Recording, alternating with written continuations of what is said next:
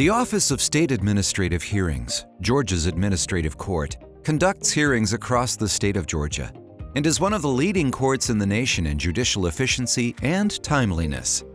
Our mission is to resolve all disputes in a timely, impartial, courteous, and professional manner. The Georgia Administrative Court is committed to providing excellent customer service and facilitating hearings as efficiently as possible. The better prepared you are for your own case, the less stressful your experience will be. This video will help you to understand what to expect at a hearing. You can find more information on our website, including sample written decisions on other cases, what to do after a license suspension hearing, and answers to some of our most frequently asked questions. Let's begin with what to do when you receive a notice for a hearing. When a case is referred to the Georgia Administrative Court, an official notice of hearing is issued to all parties involved. It is very important that you read the notice of hearing thoroughly. It will include a docket number for your case, the date, time, location, and purpose of your hearing, and contact information for the judge's assistant that is assigned to your case. For any questions regarding your case, it is very important that you know your docket number. We encourage you to resolve matters before the hearing by discussing your case with the other side and asking for more information.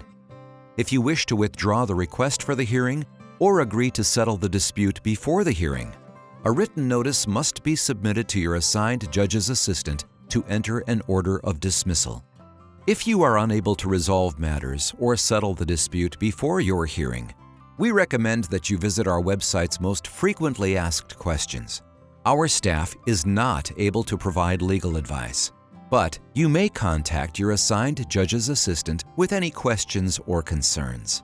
For instance, if you require special accommodations, if you have moved and need to provide your new address, or if you need an interpreter. It is very important for you to come to the hearing. If you do not attend, you may lose your case. If you cannot attend when the hearing is scheduled, you must have good cause to change the date, and a written request should be submitted to your assigned judge's assistant. A copy of your letter or email must also be sent to the opposing party. This should be done as soon as possible, prior to the scheduled date and time of your hearing. You are not required to have a lawyer, but only you can decide what is best for you and your case. A lawyer will not be provided by the court, but you have the right to retain legal counsel. You also have the right to confront and cross-examine witnesses, and to subpoena witnesses and documentary evidence. If you are seeking legal counsel, you can find more information on our website's frequently asked questions. By law, all documents and emails must be shared with the opposing party before you can submit them to the judge. If you have documents that will support your case, it is important to bring them to your hearing, including the original and copies for the judge and opposing party. If you need to file or submit any documents prior to your hearing, our website includes a link to many forms you may need. Documents should be submitted to your assigned judge's assistant via email, fax, personal delivery, or e-portal, the court's online portal for case access and electronic document submission. When filing a document, by law, all parties must also simultaneously serve a copy of the document to the other parties involved in the case, either by mail, fax, email, or personal delivery. Please note that submitting a document via e-portal does not constitute effective service on the parties unless they have opted to receive electronic service. The hearing is your chance to present your case to the judge. So, it is important to be prepared and bring anything with you that will be helpful to your case. If you know someone with knowledge of important facts, you should bring that person with you as a witness. Written statements will generally not be permitted. If you need to request a witness to attend the hearing, you may issue a subpoena. This will require a witness to attend the hearing and testify or bring documents or objects with them. The party issuing the request is responsible for completing the required form, which is available on our website, and for serving the subpoena.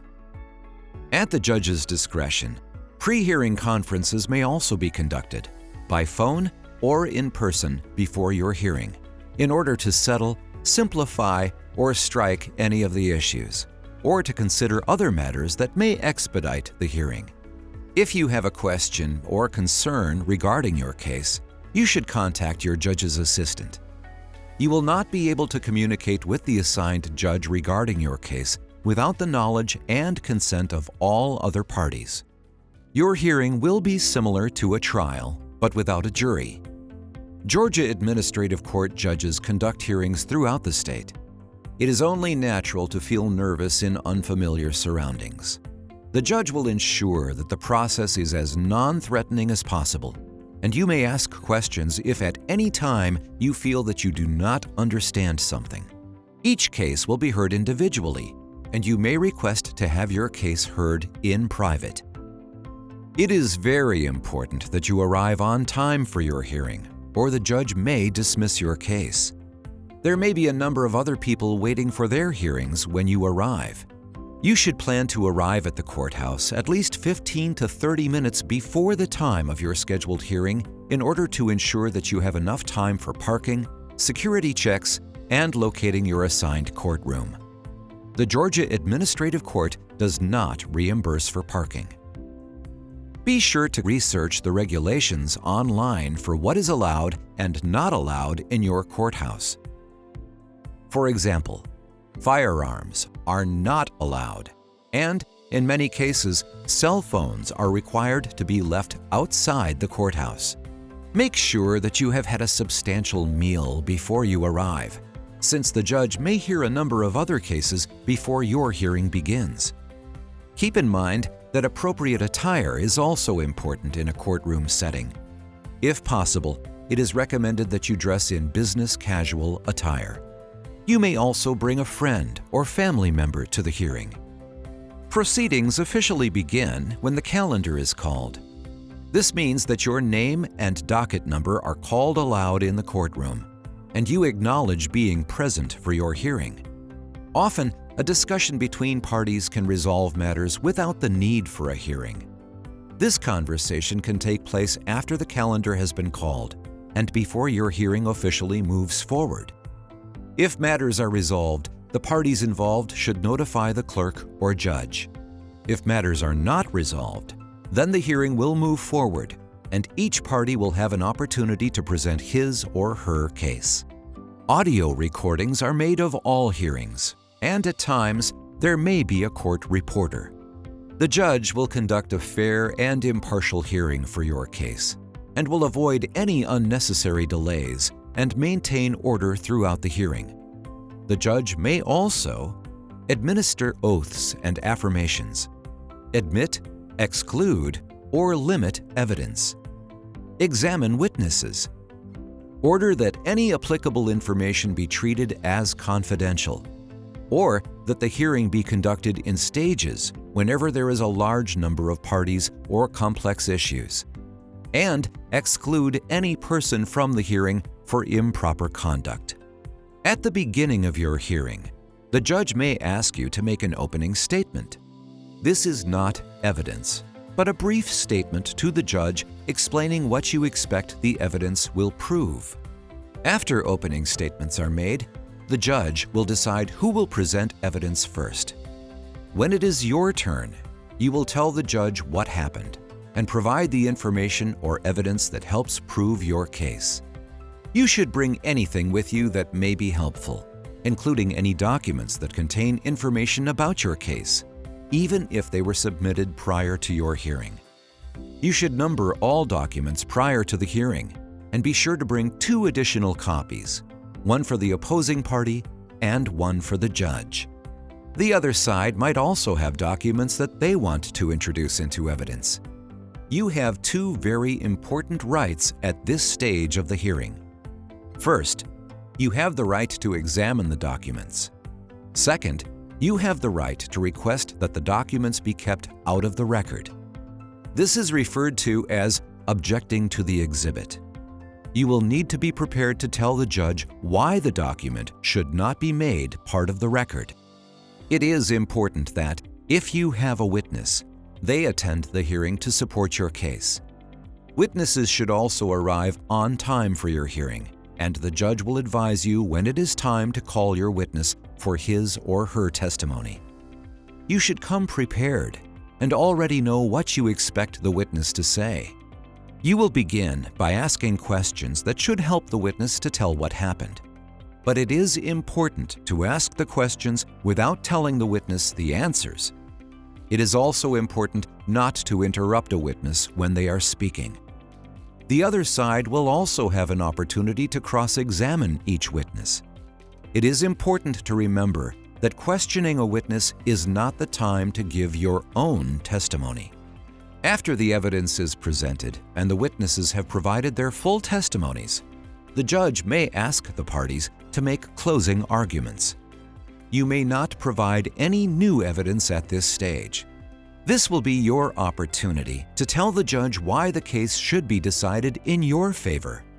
Generally, the judge will not issue a decision on your case at the hearing, and the closing arguments will be the final stage of your proceedings. The judge will review and evaluate all of the admitted testimony and evidence after your hearing and issue a decision. In most cases, the decision will not be mailed to you. In order to obtain your decision, you will need to either log into your ePortal account or visit our website. On ePortal, select your case from My Dashboard. The decision will appear under the Documents section of your case. On our website, click on Court Decisions and fill in the required information, which includes your docket number and zip code. Generally, your decision, including a default or dismissal order if a party failed to appear in court, will be available on ePortal and our website within 30 days of your hearing date. However, the judge may determine your case requires additional time. If you are unable to access your decision online, please contact the judge's assistant. In most cases, the judge's decision will explain how to ask for a review of your case, along with an explanation of your rights should you disagree with the decision. We hope this video has been helpful, and we encourage you to take the time to prepare your case. We encourage you to resolve matters in pre-hearing discussions in order to settle your case without the need for a hearing.